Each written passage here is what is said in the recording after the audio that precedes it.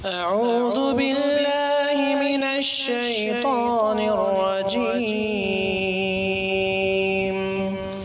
بسم الله الرحمن الرحيم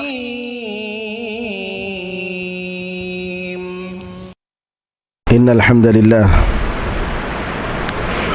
نحمده ونستعينه ونستغفره ونؤمن به ونتوكل عليه ونعوذ بالله من شرور أنفسنا ومن سيئات أعمالنا من يهده الله فلا مضل له ومن يضلل فلا هادي له وأشهد أن لا إله إلا الله وحده لا شريك له وأشهد أن محمدا عبده ورسوله اللهم صل على محمد وعلى آل محمد كما صليت على إبراهيم وعلى آل إبراهيم إنك حميد مجيد اللهم بارك على محمد وعلى آل محمد كما باركت على إبراهيم وعلى آل إبراهيم إنك حميد مجيد أما بعد فإن خير الحديث كتاب الله وخير الهدي هدي محمد صلى الله عليه وسلم وشر الأمور محدثاتها وكل محدثة بدعة وكل بدعة ضلالة وكل ضلالة في النار أعوذ بالله من الشيطان الرجيم بسم الله الرحمن الرحيم يا أيها الذين آمنوا كتب عليكم الصيام كما كتب على الذين من قبلكم لعلكم تتقون تمام تعریفیں اللہ وحدہ لا شریک لہ کے لیے ہیں جو سارے جہاں کا خالق مالک اور اس کا مدبر ہے۔ رحمتیں اور سلامتی ہو احمد مجتبیٰ محمد مصطفیٰ محمد ابن عبداللہ پر جو سارے جہاں والوں کے لیے رحمت بنا کر بھیجے گئے۔ برادران اسلام، دختران ملت، رمضان کا مہینہ اللہ تعالیٰ کے سارے مہینوں میں محترم اور مکرم مہینہ، بڑے عزت والا مہینہ۔ یہ وہ مہینہ ہے جس میں اللہ تعالیٰ نے اپنی آخری کتاب قرآن پاک کو اپنے آخری نبی محمد صلی اللہ علیہ وسلم پر نازل فرمایا۔ رمضان کا مہینہ وہ مہینہ ہے جس کی فضیلتیں حدیث شریف میں بہت ساری آئی ہیں کہ جنت کا دروازہ کھولا جاتا ہے، دوزخ کے دروازے بند کر دیے جاتے ہیں اور سرکش شیاطین کو جکڑ دیا جاتا ہے۔ اس مہینے کے تعلق سے اللہ فرماتا ہے، اے لوگو جو ایمان لائے ہو، تم لوگوں پر روزوں کو یعنی رمضان کے روزوں کو اسی طریقے سے فرض کر دیا گیا جیسا کہ اللہ تعالیٰ نے اس سے پہلے قوموں پر فرض کیا گیا تھا۔ اللہ تعالیٰ نے جس طریقے سے پرانی قوموں پر فرض کیا اسی طریقے سے تم لوگوں پر فرض کر رہا ہے۔ یہ روزے کی فرضیت یہ تمہارے ساتھ خاص نہیں ہے، یہ کوئی نئی بات نہیں ہے، یہ سارے اقوام پر اللہ تعالیٰ نے اس سے پہلے لوگوں پر بھی فرض کیا تھا۔ اس کا مقصد کیا ہے؟ تقوی اور پرہیزگاری، لعلکم تتقون، تاکہ تم تقوی اختیار کرو، تاکہ تم پرہیزگاری اختیار کرو۔ قرآن کریم کی اس آیت سے معلوم ہوا کہ ہر مسلمان پر روزہ رکھنا فرض ہے۔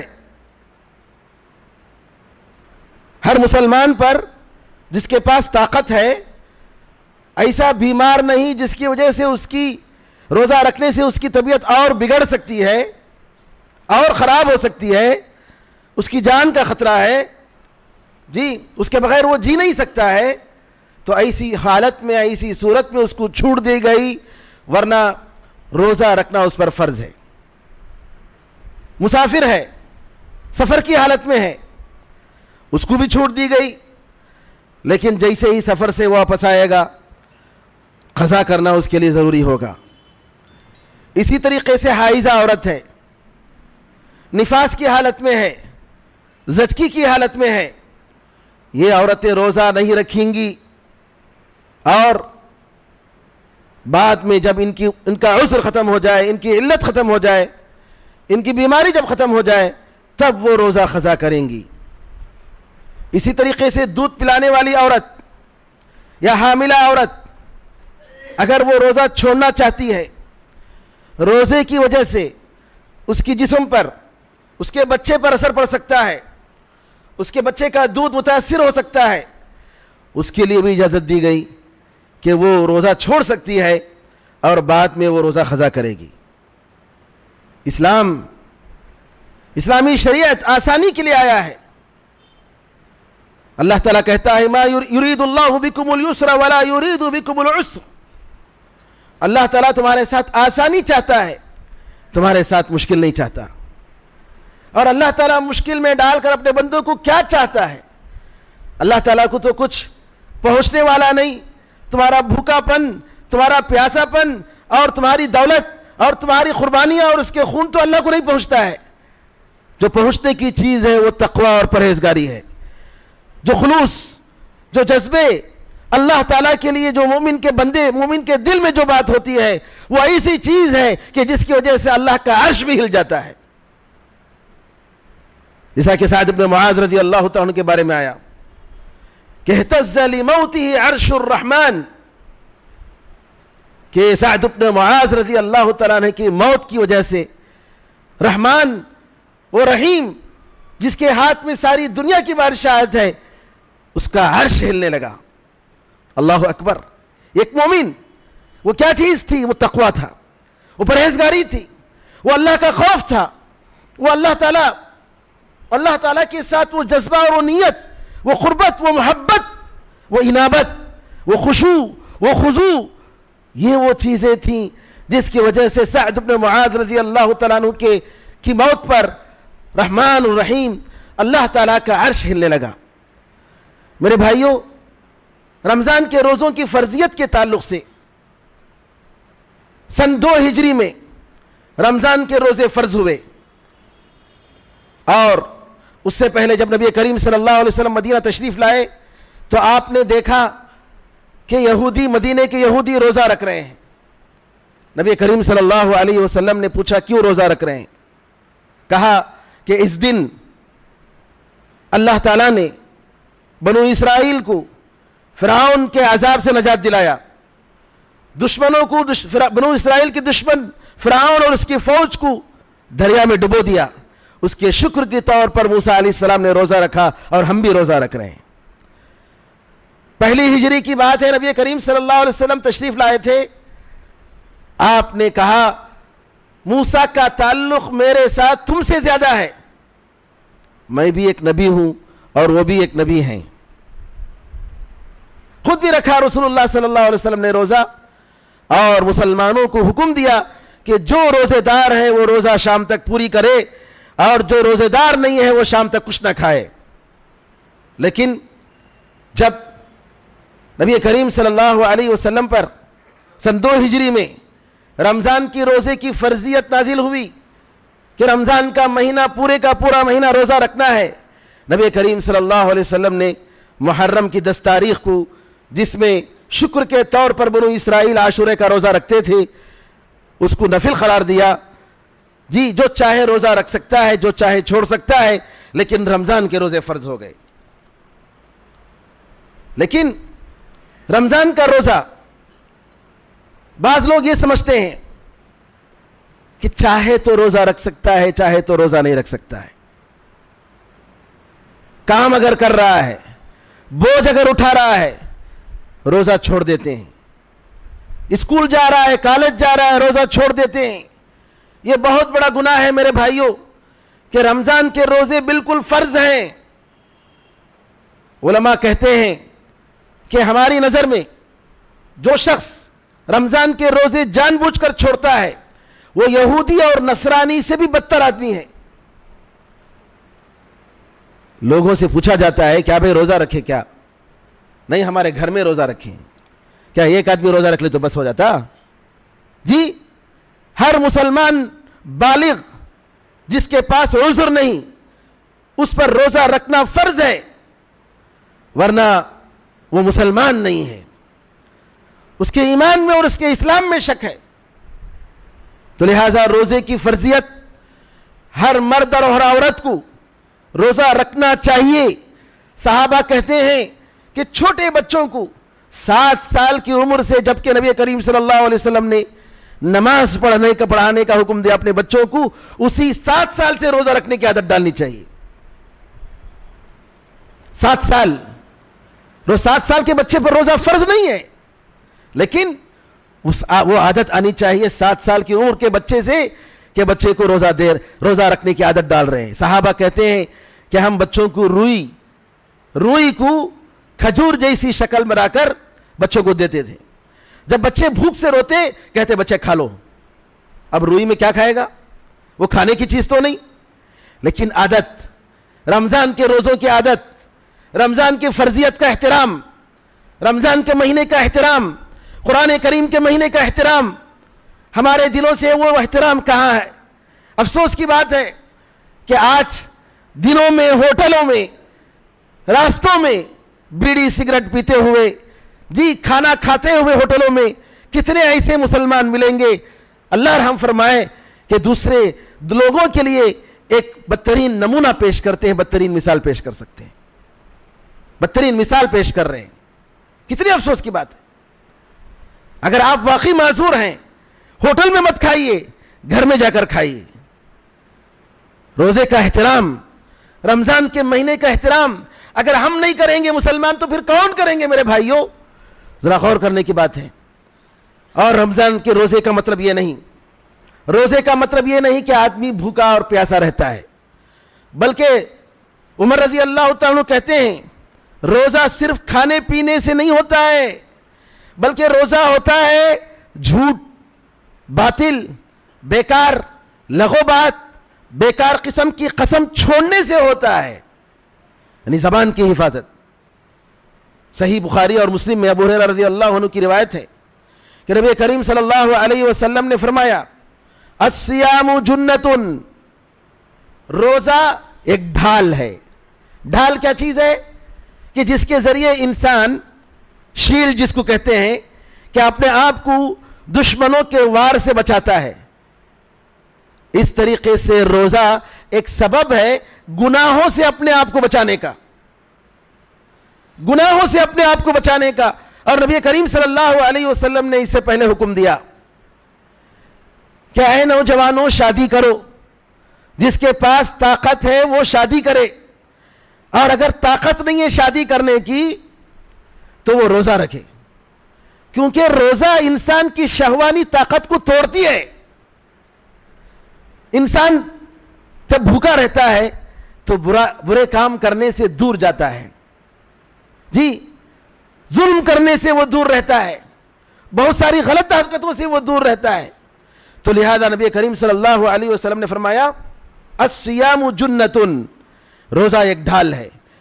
تمہارے روزے کا دن ہو فلا یرفث ولا یفسق، شادی اور نکاح اور بیاہ کی باتیں نہ کرے، گندی باتیں نہ کرے، اور بیکار باتیں نہ کرے، جہالت کے کام نہ کرے، اور اگر کوئی اس سے گالی گلوچ کرے، گالی دینے پر آمادہ کرے تو کہہ دے بھائی میں روزے دار ہوں، میں تم سے جھگڑنا نہیں چاہتا، میں روزے دار ہوں، میں تم سے جھگڑنا نہیں چاہتا، چھوڑیے۔ یہ ہے روزے کی علامت، یہ ہے روزے کی علامت کہ انسان صبر کرتا ہے اور یہ سوچتا ہے کہ میں ایک عبادت میں ہوں۔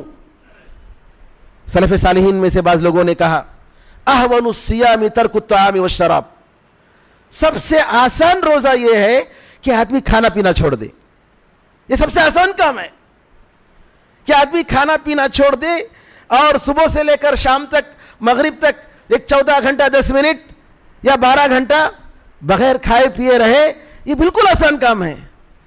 مشکل کام کیا ہے کہ برے کاموں سے اپنے آپ کو بچائے۔ جابر رضی اللہ عنہ فرماتے ہیں کہ جب تم روزہ رکھو تو تمہارا کان روزہ رکھنا چاہیے، تمہاری نگاہ، تمہاری آنکھ روزہ رکھنا چاہیے، تمہاری زبان روزہ رکھنا چاہیے، جھوٹ چیزوں سے، حرام چیزوں سے، اور پڑوسیوں کو تکلیف دینے سے. اور تمہارے اوپر روزے کی ایک علامت ہونی چاہیے, ایک وقار, ایک سکونت کہ یہ روزے دار آدمی ہے, دیکھیے کیسے جا رہا ہے, دیکھیے روزے دار آدمی ہے, اس کی نگاہ دیکھیے کہاں ہے, اس کی زبان دیکھیے کیسی ہے, وہ گندی باتیں کرنے کے لیے تیار نہیں ہے, بزنس میں بیٹھا ہے, دکاندار آتے ہیں لیکن دیکھتے ہیں کہ یہ روزے دار ہے, کس طریقے سے پیش آ رہا ہے. کمپنی میں بیٹھا ہے, روزے دار محسوس کر رہے ہیں, کمپنی میں کام کرنے والے محسوس کر رہے ہیں, غیر مسلم محسوس کر رہے ہیں کہ سبحان اللہ بھائی یہ ہمارے بھائی صاحب جو ہیں یہ روزے دار ہیں. جی بھائی نومبلے رکھرانگا, بھائی صاحب روزے دار ہیں, اور اس کے آثار ان کے اخلاق پہ ظاہر ہیں. تو میرے بھائیوں, وَلَا تَجْعَلْ يَوْمَ صَوْمِكَ يَوْمَ فِطْرِكَ سَوَاءً, جابر رضی اللہ تعالیٰ کہتے ہیں کہ روزے کا دن اور جس دن تم روزہ نہیں رکھتے ہو وہ دونوں برابر نہیں ہونا چاہیے. تھوڑی عبادت میں اضافہ ہونا چاہیے, ذکر و اذکار میں اضافہ ہونا چاہیے, زبان کی اور اپنے عمل کی حفاظت ہونی چاہیے. ورنہ آپ صرف بھوکے رہتے ہیں اور آپ کا معمول بالکل روٹین وہی ہے جیسے جو ہے دوسرے دنوں میں تھا رمضان کے علاوہ, تو پھر رمضان کا کیا فائدہ ہوا, رمضان کے اور روزوں کا کیا فرق ہوا. نبی کریم صلی اللہ علیہ وسلم فرماتے ہیں رب صائم لیس له من صیامه الا الجوع, کتنے ایسے روزے دار ہیں کہ ان کے روزے سے سوائے بھوک اور پیاس کے کچھ نہیں ملتا ہے, اور کتنے ایسے رات میں نماز پڑھنے والے ہیں ان کے رات کی نماز سے سوائے جاگنے اور تکلیف کے کچھ نہیں ملتا ہے, ثواب نہیں ملتا ہے. کیوں؟ للہیت اور جذبہ نہیں تھا, اخلاص نہیں تھا, اللہ کے لیے روزہ نہیں تھا, اللہ کے لیے قیام نہیں تھا.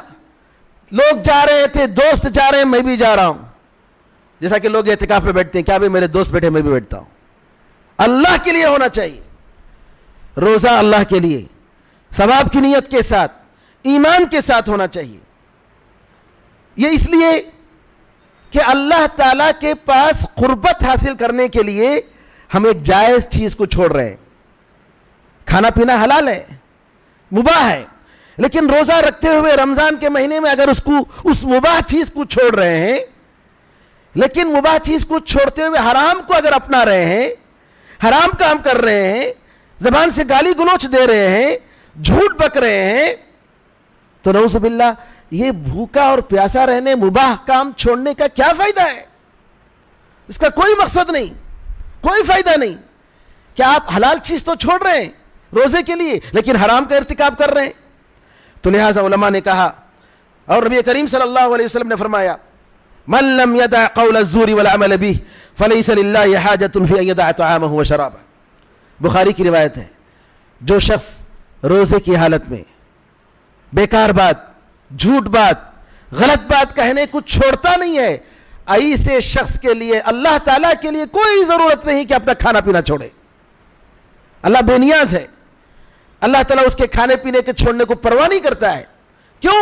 اس وجہ سے کہ اس کا عمل روزے کے بالکل تقاضے کے بالکل برخلاف ہے. تو لہٰذا روزے کے ان آداب کا خیال کرنا چاہیے. روزے کے بہت سارے فوائد ہیں. روزے سے یہ فائدہ ہے کہ انسان کا نفسانی خواہشات کمزور پڑتے ہیں. نفسانی خواہشات کی وجہ سے انسان کے اندر جو برے اخلاق ہیں, علامہ ابن القیم رحمۃ اللہ علیہ فرماتے ہیں جانوروں کے برے اخلاق انسانوں میں پائے جاتے ہیں. چیل کے جیسا جھڑپنا, چیل جیسے اوپر سے کسی چیز کو دیکھ کر فوراً جھپٹ پڑتا ہے, جی انسان کے اندر اگر وہ اخلاق اور آداب اور دینداری نہ ہو تو جانوروں کی ساری صفتیں آ جاتی ہیں. چیتا کے جیسے وہ کودتا ہے, جی جانوروں کی پورے جانوروں کی صفات ذکر کرتے ہوئے علامہ ابن القیم رحمۃ اللہ علیہ نے فرمایا کہ یہ جانوروں کی ساری صفتیں انسان کے نفس کے اندر موجود ہیں, اور روزہ ان جانوروں کی صفتوں کو نکالتا ہے انسان سے, انسان کو فرشتہ بناتا ہے, انسان کو فرشتہ صفت انسان بناتا ہے. سب سے بڑا فائدہ, اور نفس کی پاکیزگی کی وجہ سے اللہ تعالیٰ سے وہ قربت حاصل کرتا ہے. اور رمضان کے روزوں کا ایک فائدہ یہ بھی ہے کہ دل کی پاکیزگی، کیونکہ شہوتیں جب ختم ہوتی ہیں، جب کمزور پڑتی ہیں تو روحانیت بڑھتی ہے، اللہ تعالیٰ کے ساتھ قربت بڑھتی ہے۔ ہمارے پاس دو چیزیں میرے بھائیوں، ایک جسم ہے، ایک جان ہے۔ ہم جسم اور جسم کا تو خیال کرتے ہیں، ہم جسم کی غذا کا، اس کی بیماری کا اور اس کے علاج کا تو اس کی فکر کرتے ہیں، لیکن روح، ہماری جان، اس روح کی ہم فکر نہیں کرتے ہیں۔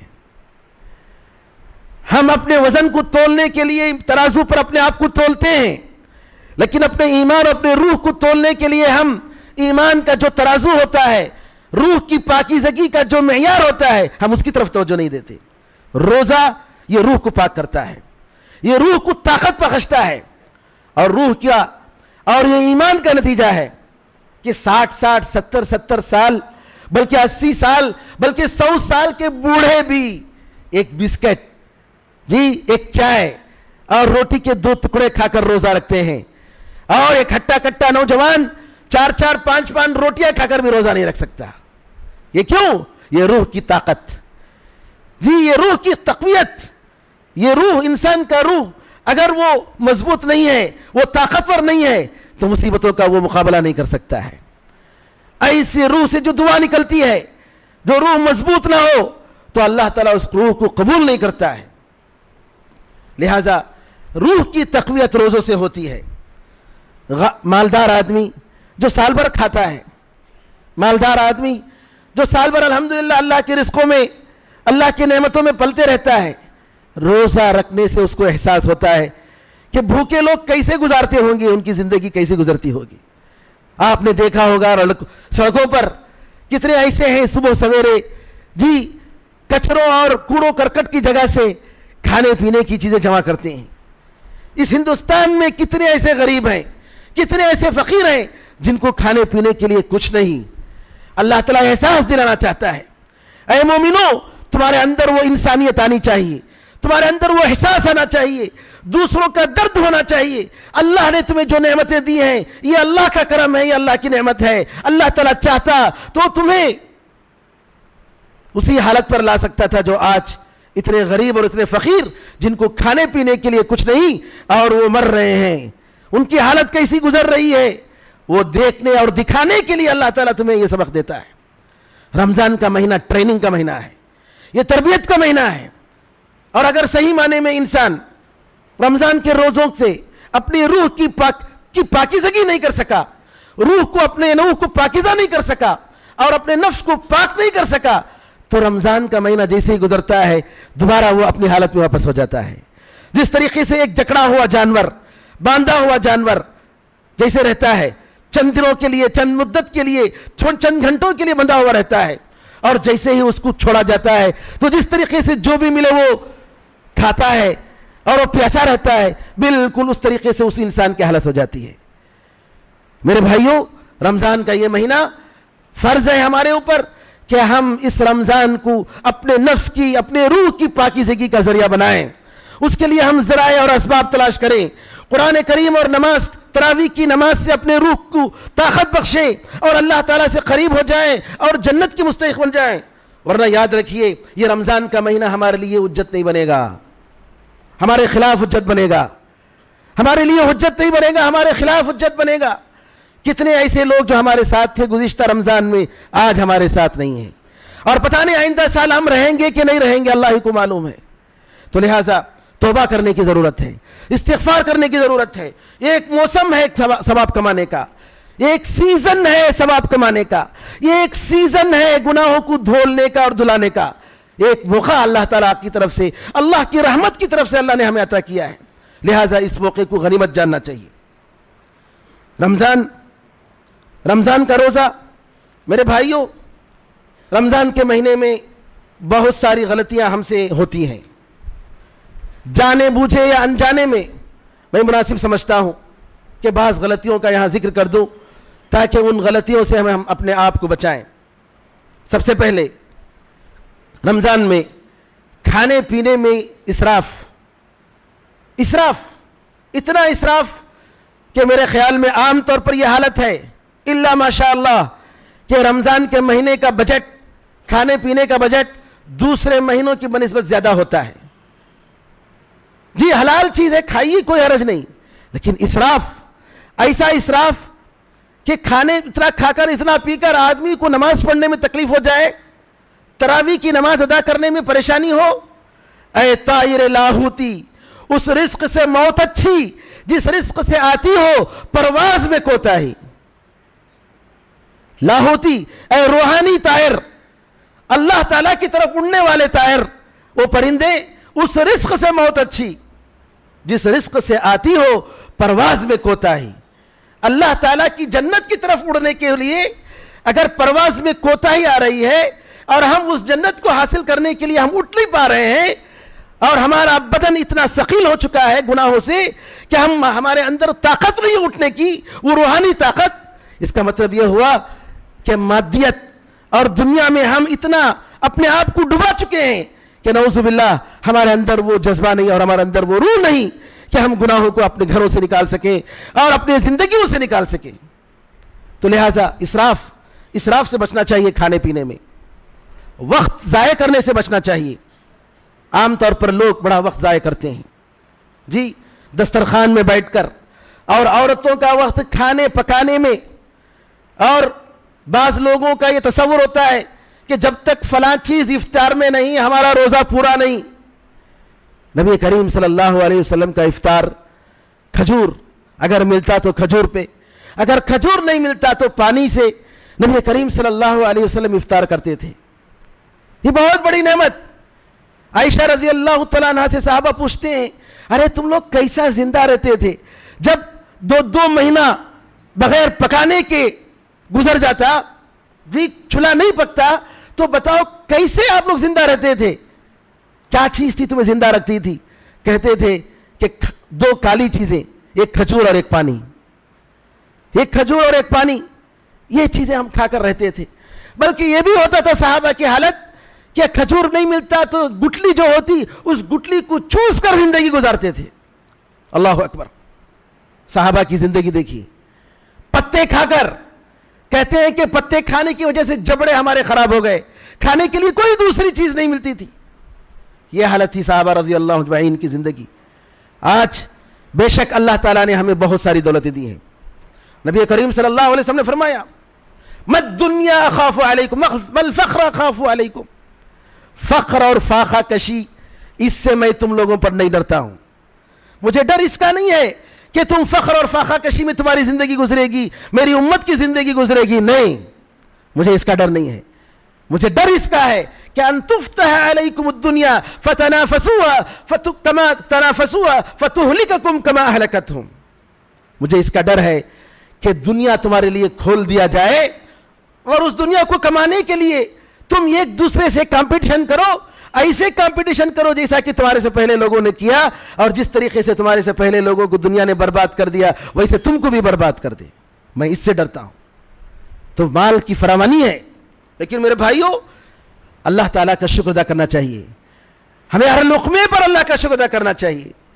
نبی کریم صلی اللہ علیہ وسلم کے بارے میں انس رضی اللہ تعالیٰ فرماتے ہیں کہ جو روٹی ہم کھاتے ہیں، خبز مرقق، جھلا ہوئے آٹے سے روٹی، جھلا ہوا آٹا. انس رضی اللہ عنہ کے زمانے میں وہ روٹی آ گئی تھی کہ جھل کر روٹی پکاتے تھے. کہتے ہیں کہ نبی کریم صلی اللہ علیہ وسلم نے کبھی اپنی زندگی میں جھلے ہوئے آٹے کی روٹی نہیں کھائی، کبھی ان کو موقع نہیں ملا 60 پر 3 سالہ زندگی میں. تو میرے بھائیوں، تو اسراف سے بچنا چاہیے، چاہے ہمارا جو بھی معاملہ ہو، اور اس کی تاکید اپنے بچوں کو کرنی چاہیے. رمضان کے مہینے میں مارکیٹ میں جانا ضرورت ہے انسان کی، منع نہیں ہے کہ مارکیٹ میں انسان جائے، لیکن عید کی تیاری اور فیشنوں کے پیچھے، ارے اس دکان میں جائیے وہ فیشن کا کپڑا لیں گے، اور اس دکان میں جائیے اس فیشن کا کپڑا لیں گے. اور کتنے مسلمان عورتیں اور مرد ہیں جن کی راتیں بجائے عبادت کے انہی چیزوں میں گزرتی ہیں. چاہیے، انسان کی ضرورت ہے، ہم منع نہیں کر رہے ہیں، لیکن اللہ اکبر، اس دنیا کا اور اس دنیا کے فیشن کے پیچھے اپنی ان مبارک راتوں کو گوا رہے ہیں. یہ کتنی بدنصیبی کی بات ہے. اور رمضان کے مہینے کے آنے پر افسوس کرتا ہے کون؟ مسلمان نہیں کر سکتا ہے، کافر کر سکتا ہے۔ ایک مسلمان رمضان کے مہینے کے آنے پر افسوس نہیں کر سکتا ہے، میرا روٹین متاثر ہو گیا ہے، میرا روٹین جی بدل گیا ہے، ارے ٹھہرو جو ذرا دن جی ختم ہو جاتا ہے، اس کے بعد آرام سے کام کریں گے، نعوذ باللہ۔ یہ ایمان کی علامت نہیں ہے کہ ایک آدمی، ایک مسلمان رمضان کے مہینے پر افسوس کرے۔ اور یہ بھی دیکھا گیا کہ عشاء کی نماز تاخیر سے آتے ہیں، تراویح میں آ کر شامل ہوتے ہیں۔ عشاء کی نماز فرض ہے اور تراویح کی نماز سنت مؤکدہ ہے۔ سنت مؤکدہ پر فرض نماز کی زیادہ فضیلت ہے۔ فرض نماز زیادہ بہتر یہ ہے کہ آپ فرض نماز کو آئیں۔ تراویح کی نماز اگر چھوٹ جائے کوئی حرج نہیں، لیکن عشاء کی نماز فرض کے ساتھ اس کو جماعت کے ساتھ اس کو ادا کرنے کی کوشش کرنی چاہیے۔ عورتیں مسجدوں میں آتے ہیں، عطر لگا کر آنا یا پھول پہن کر آنا، گھر کے باہر عورتوں کا نکلنا یہ حرام ہے۔ حدیث میں کہا گیا کہ ایسی عورتیں زنا کرنے والی عورتیں ہیں، اور وہ عورتیں جو ماہواری میں ہوتی ہیں اگر فجر سے پہلے وہ پاک ہو جاتی ہیں تو ان پر فرض ہے کہ وہ فجر سے پہلے غسل کر کے فجر کی نماز ختم ہونے سے پہلے فجر نماز ادا کریں اور فرض روزہ رکھیں۔ عام طور پر دیکھا گیا کہ ایسی عورتیں اللہ ماشاء اللہ بے دینی کی وجہ سے کب غسل کرتی ہیں؟ روزہ رکھتی ہیں، لیکن غسل کب کرتی ہیں؟ 11 بجے، 12 بجے، 10 بجے، کہ میں غسل کروں گی تو سردی ہو جائے گی، زکام ہو جائے گا۔ نعوذ باللہ، کبیرہ گناہ ہے کہ آپ جب غسل کرنا چاہیے فجر کے وقت میں، اس کے بجائے 10 بجے غسل کر رہے ہیں اور فجر کے وقت کی نماز آپ ضائع کر رہے ہیں اطمینان کے ساتھ۔ تو میرے بھائیو، فرض نماز چھوڑ کر کون سا روزے کا ثواب ملے گا؟ اور اسی طریقے سے اگر کوئی شخص بھوکا، اگر کوئی شخص رمضان کی حالت میں بھول کر کوئی کھا لیا تو لوگ یہ سمجھتے ہیں کہ اگر بھول کر کھا لیا نا میرا روزہ چلا گیا، تو پھر بار بار کھاتے رہتے ہیں۔ نہیں، اگر بھول کر کھا لیے تو اللہ سے معافی مانگے، اللہ معاف کرنے والا ہے، لیکن عمدن پھر اس کے بعد جان بوجھ کر کھانا یہ جائز نہیں ہے۔ اور نیت دل سے ہونی چاہیے، زبان سے نہیں۔ نیت ہونی چاہیے لیکن زبان سے نہیں۔ نبی کریم صلی اللہ علیہ وسلم سے یا صحابہ سے اس کا کوئی ثبوت نہیں ہے کہ آپ لوگ دل سے یا زبان سے جو ہے جیسا آج کل پڑھتے ہیں نویت و نصوم غدن صوم رمضان للہ تعالی، اور باقاعدہ کارڈوں میں چھپا ہوتا ہے، اس کا کوئی ثبوت نہیں ہے۔ اور اسی طریقے سے وہ دعا اللہم لک صمت وبک آمنت وعلی رزقک افطرت فتقبل منی، افطار کی دعا، یہ حدیث ضعیف ہے۔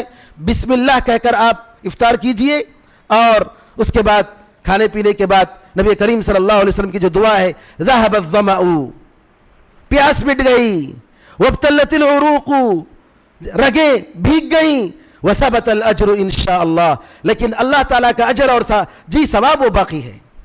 تھوڑی دیر کے لیے ہم بھوکے رہے اور الحمدللہ اللہ نے کھانے کا موقع دے دیا، جی ذهب الظمأ وابتلت العروق وثبت الاجر انشاءاللہ، لیکن اجر انشاءاللہ باقی ہے۔ بعض لوگ سحری وقت پر کر لیتے ہیں، لیکن ایک گلاس پانی اٹھا کر رکھتے ہیں کہ مؤذن جب اذان دیں گے فجر کی تو اٹھا کر پئیں گے۔ یہ بہت سارے لوگوں میں غلط عادت ہے۔ مؤذن جو فجر کی اذان دیتا ہے یہ اس وقت دیتا ہے جب اذان کا، فجر کی نماز کا وقت داخل ہو گیا اور سحری کا وقت ختم ہو گیا۔ تو سحری کا وقت ختم ہونے کے بعد اذان دینے کے ساتھ آپ گلاس پانی پی رہے ہیں کہ یہ آخری چیز میرے پیٹ میں رہے گی اور زیادہ دیر تک میں پیاس مجھے محسوس نہیں ہوگا، نعوذ باللہ۔ یہ سب انسان کی سائیکالوجی کی چیزیں ہیں کہ انسان اپنے ذہن سے بنا لیتا ہے، یہ بالکل غلط بات ہے، کیونکہ آپ یہ جان کر کہ روزے کا وقت شروع ہو گیا، فجر کی اذان کا وقت شروع ہو گیا، فجر کی نماز کا وقت شروع ہو گیا، جان بوجھ کر آپ پانی پی رہے ہیں، تو نعوذ باللہ آپ گویا دن میں 12 بجے پانی پینے کے برابر ہے۔ اس وقت میں پانی پینا کہ اذان سننے کے بعد آپ پانی پی رہے ہیں، جبکہ معلوم ہو گیا کہ آپ کا نماز کا وقت جو ہے شروع ہو گیا اور سحری کا وقت ختم ہو گیا، پھر بھی پانی پی رہے ہیں، تو جائز نہیں ہے میرے بھائیوں۔ عام طور پر یہ پڑھے لکھے لوگوں میں یہ غلطی پائی جاتی ہے۔ ہاں کھا رہا تھا اور کھاتے ہوئے جو ہے اذان ہو گئی، ٹھیک ہے پلیٹ میں جتنا ہے ختم کر لیجئے۔ پی رہا تھا، گلاس میں پانی ہے اور پیتے پیتے اذان ہو گئی، پی لیجئے، لیکن آپ کھا کر پی کر سب ختم کرنے کے بعد یہ گلاس پانی رکھے ہوئے ہیں، مؤذن اذان دیں گے تو پانی پئیں گے. اور بعض لوگ کیا کرتے ہیں، ہاں چار مینار کی مسجد میں اذان ہوئی نا، ارے وہ مسجد اکبر میں اذان نہیں ہوئی، مسجد مقدس میں اذان نہیں ہوئی، اس وقت میں اذان اس وقت میں کیا کریں گے ہم جو ہے تب تک کھانا پیتا سلسلہ جاری رہے گا. نعوذ باللہ. آپ کو معلوم ہے کہ اہل حدیث مسجدوں کے علاوہ دوسری مسجدوں میں جو اذان دی جاتی ہے فجر کے اذان کا وقت داخل ہونے کے تقریباً 10 15 20 منٹ کے بعد دیتے ہیں، اور اس وقت کھانا پینا حرام ہے، اور ان کے ٹائم ٹیبل کے حساب سے آپ کھائیں گے تو آدھا گھنٹہ پہلے آپ کو کھانا پینا رکنا پڑے گا، آنا آدھا گھنٹہ پہلے سحری ختم کرنی پڑے گی. تو یہ چیز بالکل غلط ہے. اور یہ دیکھیے اللہ کے لیے ہم روزہ رکھ رہے ہیں، ہم اللہ کو دھوکہ نہیں دے سکتے، اپنے آپ کو دھوکہ دے سکتے ہیں لیکن اللہ کو دھوکہ نہیں دے سکتے. لہٰذا ان چیزوں میں اللہ تعالیٰ سے ڈرنے کی ضرورت ہے. افطار سے پہلے دعا کیجئے، سحری کے وقت دعا کیجئے، یہ دعا کی قبولیت کے اوقات ہیں، اور اللہ تعالیٰ سے مدد مانگیے. اللہ تعالیٰ انشاءاللہ رمضان کے روزے رکھنے کی طاقت دے گا، جی نماز ادا کرنے کی طاقت دے گا، قرآن کریم کی تلاوت کرنے کی طاقت دے گا. یہ صرف اللہ کی طرف سے ہوتا ہے. اللہ سے مدد مانگیے. اللہ چاہتا ہے کہ ہم اللہ سے گر جائیں، اللہ سے مانگیں. وَمَا تَشَاءُونَ إِلَّا أَن يَشَاءَ اللَّهُ. اللہ کہتا ہے تم چاہ ہی نہیں سکتے جب تک کہ اللہ نہیں چاہے. یہ اللہ کی توفیق ہے، یہ اللہ کا احسان ہے، یہ اللہ کی مدد ہے. لہٰذا اللہ سے مانگیے، اللہ تعالیٰ کی طرف پلٹیے اور اللہ تعالیٰ سے معافی مانگیے. بے شک اللہ تعالیٰ اس کی طرف پلٹنے والوں کو ضرور اللہ تعالیٰ قبول کرتا ہے اور ان کی دعاؤں کو قبول فرماتا ہے. اللہ تعالیٰ سے دعا ہے کہ یہ ماہ مبارک، یہ رمضان اللہ تعالیٰ کے لیے خالص ہو، ہماری ساری عبادتیں اللہ تعالیٰ کے لیے خالص ہو. اللہ تعالیٰ اپنے فضل و کرم سے ہماری جو غلطیاں ہیں روزوں میں، تراویح میں، قرآن کریم کی تلاوت میں، ساری عبادتوں میں، اللہ تعالیٰ اپنے فضل و کرم سے ان ساری غلطیوں کو معاف فرمائے، ہماری گناہوں کو بھی نیک عمل بنا دے اور اللہ تعالیٰ ہم سب کے لیے جنت کو واجب فرما دے. آمین ارحم الراحمین والحمد للہ رب العالمین.